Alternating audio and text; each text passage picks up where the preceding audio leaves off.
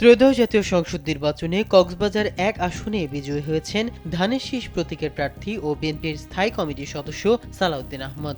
বৃহস্পতিবার রাতে বিএনপির অফিসিয়াল ফেসবুক পেজে দেওয়া এক বার্তায় তার এই বিজয়ের বিষয়টি নিশ্চিত করা হয়েছে।